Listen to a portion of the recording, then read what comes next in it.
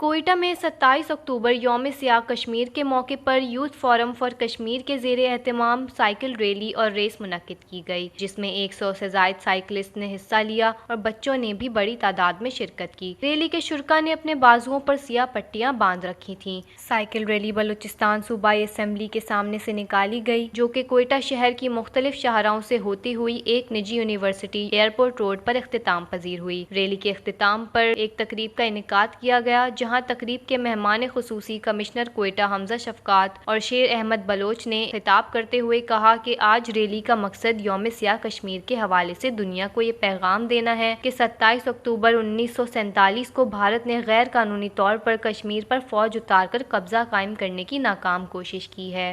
1947 میں 27 اکتوبر کو ہری سنگھ کے کہنے پہ انڈیا نے اپنی آرمی بھیجی اور کشمیر پر حملہ کیا اور اس پہ قبضہ کیا، اور وہ قبضہ اللیگل غیر قانونی آج تک چل رہا ہے۔ 3 لاکھ کشمیری آج کی تاریخ تک شہید ہو چکے ہوں، 1.5 لاکھ بچے یتیم ہو چکے ہوئے ہیں، 1 لاکھ سے زائد پراپرٹیز کو آگ لگا دی جا چکی ہوئی، لیکن اتنے بڑے میسو سکیل پہ اور اتنے لمبے عرصے تک ظلم کی اور جبر کی جو داستان ہے، یہ کشمیر کے علاوہ دنیا میں ہمیں کہیں اور نظر نہیں آتی۔ یونائٹڈ نیشن اور اقوام عالم کو ہم بلوچستان کی سرزمین سے ایک ہی پیغام دینا چاہتے ہیں، مسئلہ کشمیر کا حل اور صرف رائٹ ٹو سیلف ڈٹرمنیشن ہے۔